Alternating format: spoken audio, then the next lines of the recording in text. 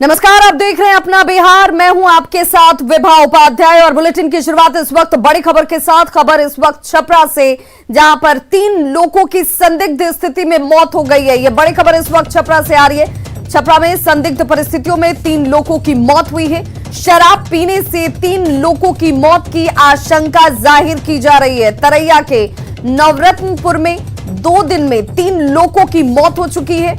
शराब पीने की वजह से मौत की आशंका इस वक्त जाहिर की जाती हुई छपरा में संदिग्ध स्थिति में 3 लोगों की मौत के बाद अब शराब पीने को लेकर मौत की आशंका गहराती हुई। तो ये बड़ी खबर इस वक्त छपरा से। तरैया के नवरत्नपुर में 2 दिन में 3 लोगों की मौत हो चुकी है और आशंका ये जाहिर की जा रही है कि इन तीनों ही लोगों की मौत शराब के सेवन की वजह से हुई है। हालांकि इसकी अभी पुष्टि नहीं हो रही है। जो खबर आ रही है वो खबर परेशान करने वाली जरूर, क्योंकि तरैया के नवरत्नपुर में 2 दिनों के अंदर 3 लोगों की जान चली गई है। तो शराब पीने की वजह से मौत की आशंका गहराती हुई। फिलहाल जांच को लेकर क्या कुछ किया जा रहा है। तरैया के नवरत्नपुर में 2 दिनों में 3 लोगों की मौत के बाद परिजन क्या कह रहे हैं, ये तमाम चीजें इस वक्त जांच के दायरे में है। और संवाददाता संतोष गुप्ता हमारे साथ इस वक्त ज्यादा जानकारी के साथ वो लाइन पर छपरा से जुड़ गए हैं। संतोष, 3 लोगों की मौत 2 दिनों के अंदर, क्या आशंका जाहिर की जा रही है? पुलिस की तफ्तीश क्या कहती है? देखिए, ये पूरा जो मामला है ये शराब से जुड़ा हुआ बताया जा रहा है। जिन 3 लोगों की मौत हुई है वो आदतन शराब पीने के आदी थे और एक व्यक्ति जो तबीयत खराब है जिसकी पटना में भर्ती है, उससे भी उत्पाद विभाग की टीम ने संपर्क कर लिया है। तो कहीं ना कहीं मामला जरूर शराब से जुड़ा हुआ है, लेकिन जहरीली शराब कांड से जुड़ा हुआ है ऐसा अभी तक प्रशासन की पुष्टि नहीं हुई है। और कहीं ना कहीं इसे लेकर प्रशासन अब गंभीर जरूर दिख रहा है। एसपी ने एक टीम को गांव में भेजा है पीड़ित परिजनों से बात करने के लिए। मैं बता दूं संतोष, घर वालों का स्टेटमेंट क्या है? घर वाले क्या कह रहे हैं? घर वालों का साफ तौर पे कहना है कि ये लोग शराब पी करके आए थे, उसके बाद इनकी तबीयत बिगड़ी, कई डॉक्टरों से दिखाया गया, अंततः इनकी मौत हो गई है। 3 लोगों की मौत इस गांव में जिनका नाम सामने आया है, 3 लोगों की मौत हुई है। एक व्यक्ति है जो पटना में जिन 3 लोगों की मौत हुई है संतोष, क्या सभी के अंदर एक जैसे ही लक्षण नजर आए? अस्पताल जाने के बाद मौत की खबर, डॉक्टर रिपोर्ट क्या कहती है? ये देखिए, बिल्कुल उन लोगों ने बताया भी था, प्रशासन जो अस्पताल में गए थे सदर, उन लोग बताया था कि शराब पीने से ये बीमार हुए, लेकिन कहीं ना कहीं मामले को छुपाया गया था और उनके मरने के बाद उनके शव का अंतिम संस्कार भी कर दिया गया है। तो ये कहीं ना कहीं एक गंभीर मामला है, क्योंकि पहले भी छपरा में जहरीली शराब कांड हो चुकी है, 19 लोगों की मौत हुई थी और उसके बाद ये तुरंत कुछ ही दिन बाद ये दूसरी घटना सामने, जिसमें 3 लोगों की मौत अभी तक सामने आ चुकी है। हालांकि और भी घटनाएं, जैसे कि विभाग से हमारी बात हुई, विभाग का कहना है कि अगर ऐसी मौत होती है तो और भी घटनाएं प्रतिवेदित होती है। प्रशासन अब इसको लेकर के गंभीर जांच में जुट गया। उस इलाके में छानबीन की जा रही है कि ऐसी और भी घटनाएं। संतोष, ऐसे में जिस जांच टीम का जिक्र आप कर रहे हैं, क्योंकि गांव में और भी कई लोग होंगे जिन लोगों ने संदेह के दायरे में ही सही लेकिन जहरीली शराब का सेवन किया होगा, तो क्या ऐसे लोगों की जांच की जा रही है? क्या उन्हें जानकारी लेने के तौर पर कोशिश हो रही है प्रशासन की तरफ से? देखिए, हमारे गांव के मुखिया से भी बात हुई है। मुखिया ने कहा कि मौत जरूर हुई है, लेकिन अचानक ये घटनाएं सामने आई, अचानक 3 लोगों की मौत की सामने आई है और कहीं से कोई मौत की बात नहीं है। लेकिन जो प्रशासन की टीम है वो अभी गांव में पहुंच रही है। एसपी का साफ तौर पे कहना है कि जब तक बात नहीं करते हैं परिजनों से, जब तक कोई ठोस सबूत नहीं मिलता। गांव में किसी और के बीमार होने की कोई जानकारी? जी बिल्कुल, एक व्यक्ति बीमार है, काफी गंभीर है, उसकी आंखों की रोशनी चली गई जैसा कि बताया जा रहा है। वो पटना में भर्ती है एक निजी अस्पताल में। तो आंख की रोशनी जाना कहीं ना कहीं ये इंगित करता है कि जहरीली शराब से उसकी बीमार हुआ है उस तरह से। और जो मौतें भी हुई है वो भी शराब, क्योंकि जो लोग मरे हैं उनके परिजनों का साफ तौर पर कहना है कि शराब पी करके आने के बाद ही, देसी शराब उन लोगों ने सेवन किया था, वो शराब पी करके आने के बाद उनकी तबीयत बिगड़ी थी और उसके बाद ये स्थिति बिगड़ी और उन लोगों ने पहले तरैया में इलाज किया, फिर छपरा सदर अस्पताल लाए, यहाँ से डॉक्टरों ने पटना रेफर कर दिया। लेकिन इलाज के क्रम में कुछ लोगों की 3 लोगों की मौत हो गई है और एक व्यक्ति की अभी तबीयत बिगड़ी हुई है, जिसे पटना में भर्ती कराया गया है। तो प्रशासन इन तमाम मामलों की जांच कर रहा है। एसपी ने एक जांच टीम को गांव में भेज दिया है। जैसे ही कुछ निकल करके सामने आ चुकी, दियरा का ये इलाका है, वहां पहुंचना काफी मुश्किल है। नवरत्नपुर गांव बताया जा रहा है जहां पे ये घटना सामने आई है। तो दियरा में स्वास्थ्य सुविधाएं भी नदारद है। किसी तरह से लोग बीमार लोगों को तरैया अस्पताल में लाए, वहां भी लोगों का कहना है कि मुकम्मल इलाज नहीं किया गया, बिना इलाज किए ही रेफर कर दिया गया। वहां से करीब 60 किलोमीटर दूर लोग छपरा लेकर के आए। इस बीच में उनकी तबीयत काफी बिगड़ गई, उन लोगों की मौत हो गई। निश्चित तौर पर अगर सही समय पर उन लोग को इलाज मिला होता तो हो सकता है कि उनकी जान बच सकती थी। चलिए, बहुत बहुत शुक्रिया संतोष इस तमाम जानकारी के लिए। इस खबर पर नजर बनाए रखिए, आगे भी अपडेट लेंगे। तो देखिए, छपरा में संदिग्ध स्थिति में 3 लोगों की मौत की खबर सामने आ रही है। हालांकि शराब पीने की वजह से, जहरीली शराब की वजह से 3 लोगों की मौत की आशंका परिजनों की तरफ से जाहिर की जा रही है। हालांकि पुलिस इसकी आधिकारिक पुष्टि नहीं कर रही है। जांच टीम को गांव में जरूर भेजा गया है, दियारा का इलाका, जहां पर स्वास्थ्य सेवाएं भी बेहतर नहीं है और इस वजह से जब तक इन्हें अस्पताल तक ले जाया गया, 2 लोगों की पहले ही मौत हो गई। अब इनका अंतिम संस्कार भी कर दिया गया है।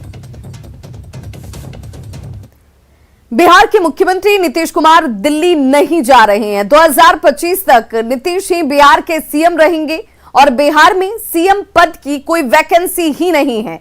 यह बड़ा दावा किया है जेडीयू नेता और राज्य के जल संसाधन मंत्री संजय झा ने। संजय झा ने अपने बयान से नीतीश कुमार को लेकर चल रही तमाम तरह की चर्चाओं पर, कयासों पर विराम लगाने की कोशिश की।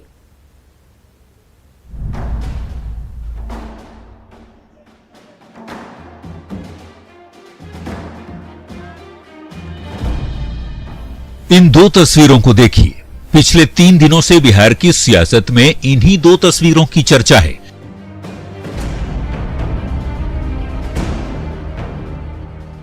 पहली तस्वीर शुक्रवार की है, जब नीतीश कुमार तेजस्वी के इफ्तार में पहुंचे थे। 5 साल बाद लालू राबड़ी आवास पहुंचकर नीतीश ने सबको चौंका दिया। इफ्तार के दौरान नीतीश और लालू फैमिली के बीच जो केमिस्ट्री दिखी, उसकी चर्चा सियासी जगत में होने लगी। अभी लोग इस तस्वीर के सियासी मायने ही समझ रहे थे कि शनिवार सुबह नीतीश कुमार पटना एयरपोर्ट पहुंच गए। एयरपोर्ट पर नीतीश ने केंद्रीय गृह मंत्री अमित शाह का स्वागत किया और फिर एयरपोर्ट के लॉन्ज में शाह और नीतीश की अकेले में 15 मिनट तक बातचीत हुई। इन दोनों तस्वीरों ने लोगों को यह सोचने पर मजबूर कर दिया कि आखिर नीतीश के मन में है क्या। दरअसल कुछ दिनों से नीतीश कुमार के केंद्र की राजनीति में जाने की चर्चा बहुत तेजी से चल रही है। ये चर्चा तब और ज्यादा तेज हो गई जब शनिवार को नीतीश कुमार का पता बदल गया। नीतीश अपने सरकारी बंगले 1 अणे मार्ग से 7 सर्कुलर रोड के बंगले में शिफ्ट हो गए। 7 सर्कुलर रोड में शिफ्टिंग के बाद तो ये चर्चा चरम पर पहुंच गई कि क्या सच में नीतीश कुमार केंद्र की राजनीति में जा रहे हैं? क्या मुख्यमंत्री की कुर्सी छोड़ने वाले हैं नीतीश कुमार? इस चर्चा पर पूर्ण विराम लगाने की कोशिश की जेडीयू नेता और बिहार के जल संसाधन मंत्री संजय झा ने। संजय झा ने साफ किया कि नीतीश कहीं नहीं जा रहे। 2025 तक वे ही बिहार के मुख्यमंत्री बने रहेंगे और फिलहाल बिहार में सीएम पद की कोई वैकेंसी नहीं है। और ये जो मैंडेट मिला है 2025 तक का मिला हुआ है, ये बिहार के जनता ने ये मैंडेट दिया है। इसलिए मैं बड़ा स्पष्ट कर देता हूं कि नीतीश कुमार जी, जो मैंने कहा भी है कि बिहार के मुख्यमंत्री 2025 तक बिल्कुल रहेंगे। उसके बाद का राजनीति क्या हो तो आगे की बात। कोई वैकेंसी नहीं, नहीं, कोई वैकेंसी नहीं। संजय झा नीतीश कुमार के नजदीकी और विश्वस्त माने जाते हैं। अपने बयान से संजय झा ने नीतीश को लेकर हो रही तमाम चर्चाओं पर विराम लगाने की कोशिश की है। वैसे कहा जाता है कि राजनीति में जो दिखता है वो होता नहीं और जो होता है वो कभी नहीं दिखता। ऐसे में नीतीश कुमार की इन 3 तस्वीरों के कई सियासी मायने हैं, समझने वाले समझते रहें। न्यूज़ 18 के लिए पटना से आनंद अमृतराज की रिपोर्ट। तो जेडीयू नेता और मंत्री संजय झा ने बड़ा बयान देते हुए कहा कि नीतीश कुमार 2025 तक बिहार के मुख्यमंत्री रहने वाले हैं। इस पर बीजेपी ने भी अपनी प्रतिक्रिया दी। बीजेपी ने संजय झा के बयान का समर्थन किया, लेकिन अंदाज बीजेपी का थोड़ा अलग था। नीतीश कुमार जी ने मुख्यमंत्री बनने से मना कर दिया, लेकिन भारतीय जनता पार्टी ने कहा कि कमिटमेंट है और आपके नेतृत्व में चुनाव लड़ गया, इसलिए आप ही को मुख्यमंत्री बनना है और ये सरकार आप ही के नेतृत्व में चलेगी। मुख्यमंत्री जब नीतीश कुमार जी बने हैं 2025 तक के लिए बने हैं, 2025 तक मुख्यमंत्री हैं, कोई वैकेंसी नहीं है। तो नीतीश कुमार को लेकर दिए गए संजय झा के बयान पर आरजेडी ने भी चुटकी ली है। आरजेडी प्रवक्ता मृत्युंजय तिवारी ने कहा कि जिस ढंग से बीजेपी और जेडीयू में टकराहट है, उससे सीएम की कुर्सी खतरे में है। बार बार जेडीयू और बीजेपी नेताओं को ये सफाई देनी पड़ रही है कि सीएम की कुर्सी 2025 तक नीतीश कुमार जी के पास रहेगा। अब तो ये टकराहट, कड़वाहट लगातार लोगों को देखने के लिए मिल रहा है दोनों दलों में। तो डबल इंजन तो आपस में ही टकरा रहा है और ये सरकार का एक्सीडेंट बीच में होना तय है। जेडीयू संसदीय बोर्ड के अध्यक्ष उपेंद्र कुशवाहा ने साफ कहा है कि बिहार में किसी भी कीमत पर कॉमन सिविल कोड लागू नहीं होगा। उपेंद्र कुशवाहा ने कहा कि बिहार में इसकी क्या जरूरत है। बिहार में नीतीश कुमार के रहते कॉमन सिविल कोड लागू करने का कोई सवाल ही नहीं है। उपेंद्र कुशवाहा से बात की संवाददाता आनंद अमृतराज ने। बीजेपी के साथ आपकी सरकार है और खबर ये मिल रही है कि बीजेपी शासित जितने राज्य वहां पे कॉमन सिविल कोड लागू हो सकता है, तो क्या बिहार में भी लागू होने वाला है? देखिए, बीजेपी का अपना डिसीजन है और बीजेपी का हर डिसीजन इम्प्लीमेंट जहां एनडीए की सरकार, मिलीजुली सरकार है, वहां हो जाए, ये कोई जरूरी नहीं है।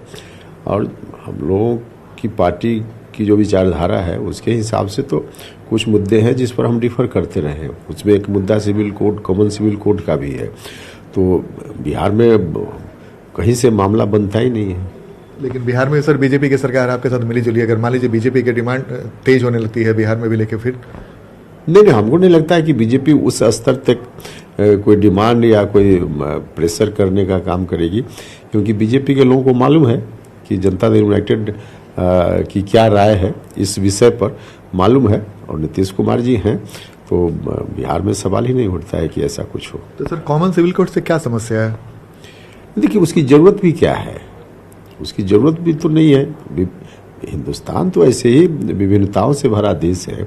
कॉमन सिविल कोड लागू होने का सवाल ही पैदा नहीं होता, ये कहना है जेडीयू संसदीय बोर्ड के अध्यक्ष उपेंद्र कुशवाहा का, जबकि बीजेपी की तरफ से अब नेता ये मांग उठाने लगे हैं कि बिहार में भी कॉमन सिविल कोड लागू होना चाहिए।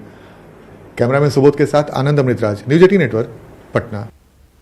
दरअसल भोपाल में गृह मंत्री अमित शाह ने कहा था कि अब देश में कॉमन सिविल कोड की बारी है। आरा के जगदीशपुर में बाबू वीर कुंवर सिंह के विजयोत्सव के मौके पर संबोधन के दौरान बीजेपी से राज्यसभा सांसद सुशील कुमार मोदी ने भी इसका जिक्र किया और बीजेपी शासित राज्यों में जल्द ही समान नागरिक संहिता लागू करने की बात कही थी।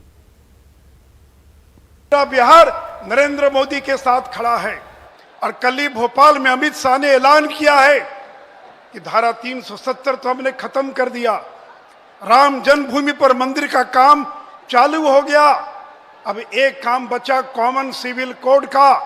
और कल अमित शाह ने ऐलान किया है कि देश के अंदर जहां जहां बीजेपी की सरकारें हैं वो अपने अपने राज्य में कॉमन सिविल कोड, समान नागरिक संहिता को भी और लागू करने का काम करेगी।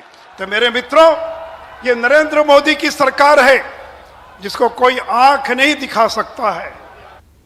इधर बीजेपी नेता और मंत्री जनक राम ने कहा कि देश भर के 7 कॉमन सिविल कोड लागू होना ही चाहिए, देश भर में इसकी जरूरत है। जेडीयू के विरोध पर मंत्री ने कहा कि उम्मीद है कि सहयोगी भी इसे लेकर मान जाएंगे। इस वक्त हमारे साथ मौजूद हैं बिहार बीजेपी के वरिष्ठ नेता और बिहार सरकार के मंत्री Janak Ram. Janak ji, common civil code को लेकर आपकी पार्टी ने तो स्टैंड साफ कर दिया है कि जहां जहां पे बीजेपी का शासन है वहां पे कॉमन सिविल कोड लागू होगा और उत्तराखंड से स्टार्ट हुआ, अब यूपी भी तैयारी हो रही है, तो क्या समझे आने वाले समय में बिहार में भी हो सकता है? जब हमारे शीर्ष नेता कुछ बोलते हैं तो सोच समझ के हमारे नेता बोलते हैं और भारतीय जनता पार्टी परम पूज्य बाबा साहब डॉक्टर BR अम्बेडकर जी के दिए हुए संविधान के आधारित देश चलता है। तो मुझे लगता है कि देश जब संविधान की वजह से ही चल रहा है, संविधान के बताए रास्ते पर देश के यशस्वी प्रधानमंत्री नरेंद्र मोदी जी चला रहे हैं और बिहार के कद्दावर नेता आदरणीय सुशील कुमार मोदी जी और भाई अमित शाह जी का अगर बयान आ रहा है तो हम तो कार्यकर्ता हैं और मुझे लगता है कि देश हित में, प्रदेश हित में ये कदम होगा। माननीय मुख्यमंत्री हम सबके नेता हैं, उनके नेतृत्व में हम मंत्रिपरिषद के सदस्य हैं, तो उनकी भी भाव भावना है, उनकी भी भाव भावना को कदर करते हुए हमारे नेतृत्व जो फैसला लेगा वो सबके सर्वमान्य होगा। लेकिन नेतृत्व तो फैसला जब लेगा सर, लेकिन बिहार में तो आप कह रहे हैं कि लागू होना चाहिए, लेकिन आपके सहयोगी पार्टी सीधे ही इनकार कर रही है, तो टसल हो सकता है ना आने वाले समय में? बहुत सारी बातें होती है कि हम दोनों लोग जब अलग अलग बातें आती है तो कई प्रकार की बातों को भ्रम होता है, लेकिन हमारा केंद्रीय नेतृत्व जब बैठा है तो उसको निर्णय देश हित में प्रदेश हित में ले लिया जाता है।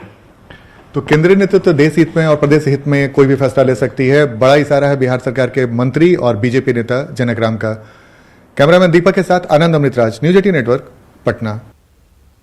आरा के जगदीशपुर में बाबू वीर कुंवर सिंह के विजयोत्सव में बने रिकॉर्ड को लेकर बीजेपी उत्साहित है। आयोजन को सफल बनाने में जिन लोगों का योगदान है, बीजेपी उनका आभार अब जताएगी। इसके लिए बीजेपी आभार यात्रा निकालने वाली है। दरअसल शनिवार को विजयोत्सव के मौके पर गृह मंत्री अमित शाह की मौजूदगी में एक साथ 78,200 लोगों ने तिरंगा फहराया। 78,200 तिरंगा फहराकर बिहार के लोगों ने पाकिस्तान का वर्ल्ड रिकॉर्ड तोड़ दिया था। इससे पहले पाकिस्तान ने करीब 57,000 झंडा फहराकर वर्ल्ड रिकॉर्ड बनाया था। 78,220 लोगों ने एक साथ तिरंगा लहराए, प्रकार से लोगों की भावना उमड़ी। अभी इस सफलता के बाद एक आभार यात्रा निकाली जाएगी। आभार यात्रा निकाली जाएगी और लोगों को आभार व्यक्त किया जाएगा। और यह तिरंगा का जो विश्व रिकॉर्ड बना और बाबू वीर कुंवर सिंह के विजयोत्सव पर अमृत महोत्सव के अंतर्गत बना, तो इस रिकॉर्ड के लिए हम आभार यात्रा भी सभी लोग आभार यात्रा हम सब मिलकर निकालेंगे। तो वहीं पटना में जेडीयू की तरफ से भामाशाह जयंती बनाई गई, जिसमें पार्टी के कई बड़े नेता मौजूद रहे। जेडीयू संसदीय बोर्ड के उपाध्यक्ष उपेंद्र कुशवाहा ने वैश्य समाज के गौरवशाली इतिहास की चर्चा की।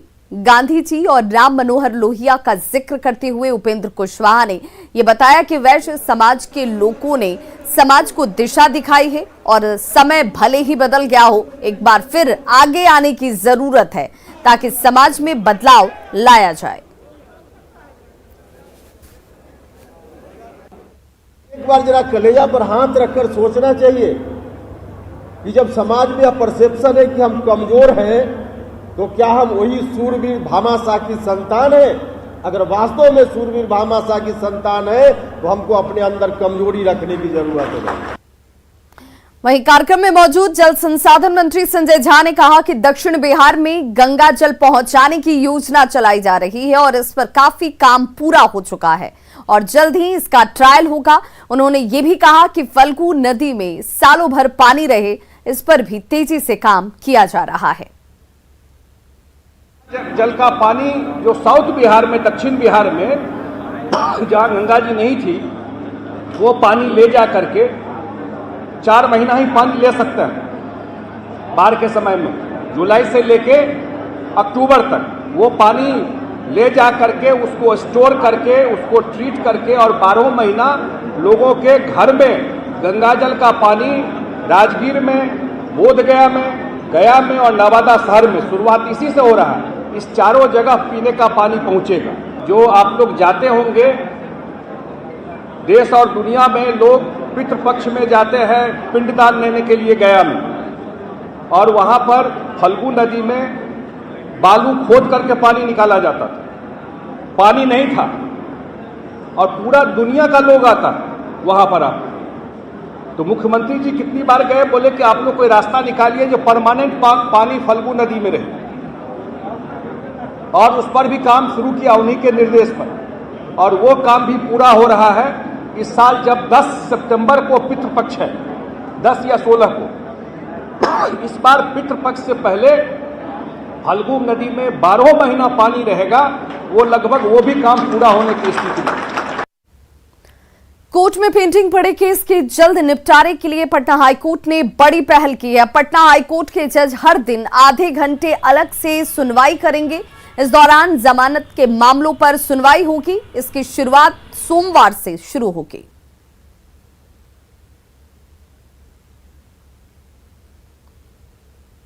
न्यायाधीश के आदेश से कोर्ट की आधा घंटा जो कार्रवाई बढ़ी है, उससे बिल निष्पादन जल्दी होगा। इससे जनरल क्लाइंट को फ़ायदा होगा और जो केस पेंडिंग है वो जल्दी सुनवाई होगी और जल्दी निकले। तो खबरों का सिलसिला लगातार जारी है। आप देखते रहिए न्यूज़ 18 बिहार झारखंड।